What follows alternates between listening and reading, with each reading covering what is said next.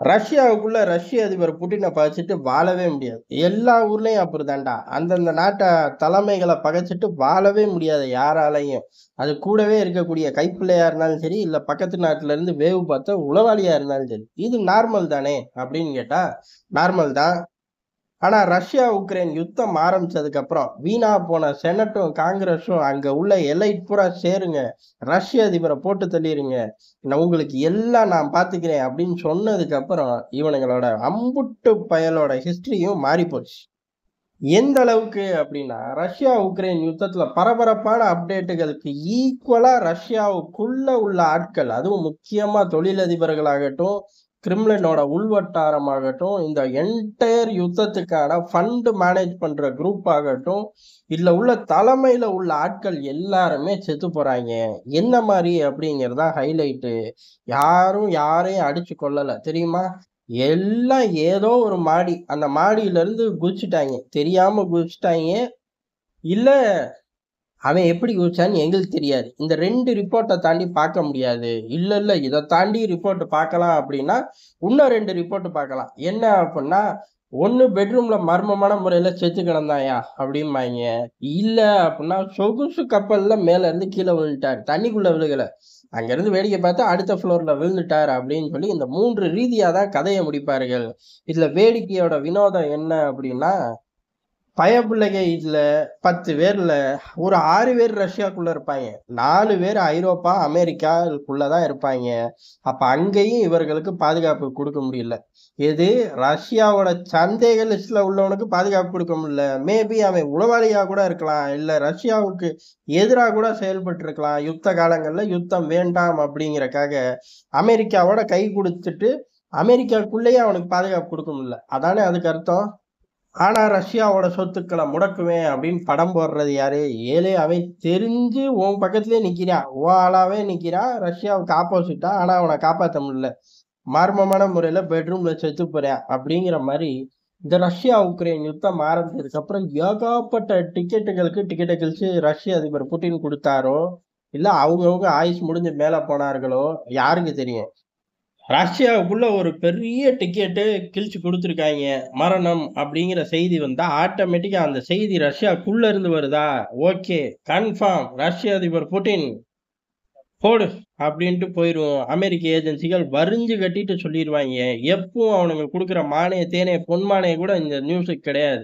காரணம் பேர் சொல்ல விரும்பாத அதிகாரி சொன்னார், கிரிம்லின்ல இருந்து உத்தரவு வந்ததாகவும் அதுக்கடுத்து ஒரு சிறப்பு படை போய் அவருக்கு டிக்கெட் கிழிச்சதாகவும் கண்ணில் பார்க்காத சாட்சி எங்களிடம் வந்து பதிவு பண்ணது அப்படின்னு சொல்லி நியூஸ் போடுவாங்க.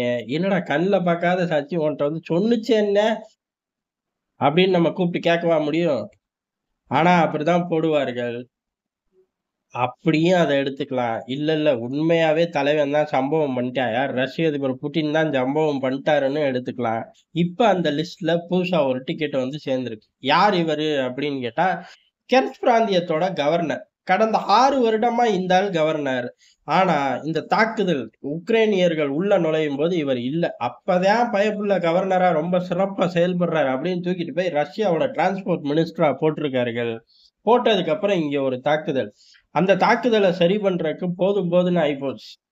காரணம் அந்த நகரத்தை பிடிக்கவும் இல்லை. ஆனா அந்த நகரத்துல ஒரு கேங்ஸ்டர் மாதிரி உட்கார்ந்துகிட்டு செயல்பட ஆரம்பிச்சாங்க. நம்மளே விரிவா பார்த்தோம் எவ்வளவு தூரம் அவர்கள் கையில நிலங்கள் இருக்கு, அதை எவ்வளவு மணி நேரம் ஹோல்டு பண்ண முடியும் அப்படின்னு. ஆனா பெரிய அளவுல நாட்கள் இழுத்துச்சு.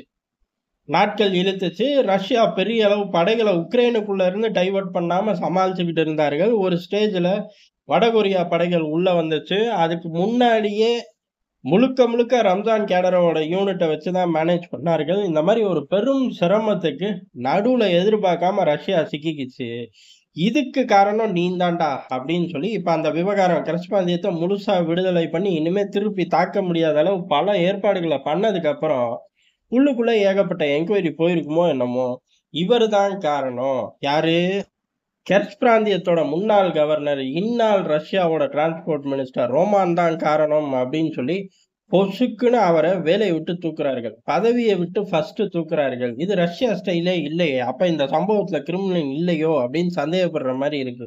காரணம் எதுக்காக டிஸ்மிஸ்ன்னு தெரியல. மினிஸ்ட்ரியா நீ இல்ல புடுங்கியாச்சு அப்படின்னு சொல்லி அனுப்பிச்சு விட்டாச்சு.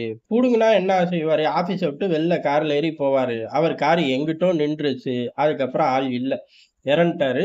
துப்பாக்கிய தன்னைத்தானே சுட்டுக்கிட்டு இறந்துட்டாரு அப்படின்னு சொல்லி ஃபைல் மூடப்படுது. உக்ரைன் யுத்தம் முடியறக்குள்ள ரஷ்யாக்குள்ள 1 டசன் நாட்களுக்கு டிக்கெட்ட கிழிச்சு குடுக்கிறார்கள். யாரு? அமெரிக்காவோ, இல்ல உக்ரைன் உளவுத்துறையோ கிடையாது. ரஷ்யாவுக்குள்ளேயே இவர்கள்லாம் கருப்பாடா இருக்கலாம் அப்படின்னு சொல்லி ஏகப்பட்ட பேருக்கு கிழிச்சு குடுக்கப்படுது. அதுல இவர் சப்ஜெக்ட் கொஞ்சம் வித்தியாசமானது. என்னடா அப்படின்னு பார்த்தா, அந்த கெர்ச் பிராந்தியத்தோட எல்லைகள வலுப்படுத்துறதுக்குன்னு ஏகப்பட்ட ஃபண்ட் அள்ளி தெளிச்சிருக்கார்கள். அதுல சில பல மில்லியன்கள இந்த ஆள் ஆட்டைய போட்டார் அப்படிங்கிற ஒரு குற்றச்சாட்டு ஓடியிருக்கு. அந்த குற்றச்சாட்டு நிரூபணம் ஆச்சா என்னல்லாம் தெரியல. ஆனா வடகொரியா வீரர்கள கூட்டிட்டு வந்து அட்ஜஸ்ட் பண்ற அளவுக்கு 6 மாசத்த சாப்பிட்டுருச்சு அந்த சம்பவம். அதனால அது காரணமா இருப்ப அப்படின்னு தெரிஞ்சாலே டிக்கெட்ட கிழிச்சிருவேன்னு கூட கிழிச்சிருக்கலாம். இல்ல இப்படி ஒரு குறைபாடு இருந்திருக்கு, நீ கண்டுக்கல அப்படின்னு சொல்லி வேலைய விட்டு பத்தியிருக்கலாம். மனசு கேட்காம இவர சூசைட் பண்ணியிருக்கலாம். இந்த மாரி பல சம்பவங்கள் ரஷ்யாக்குள்ள தொடர்ந்து நடந்துகிட்டே இருக்கு. எது? உக்ரைன் யுத்தம் ஆரம்பிச்ச நாள்ல இருந்து. அந்த பட்டியல்ல முன்னாள் கவர்னர், இந்நாள் டிரான்ஸ்போர்ட் மினிஸ்டர் ரோமானும் போய் சேருவார் அப்படிங்கிறது தான் எதார்த்தமான உண்மை.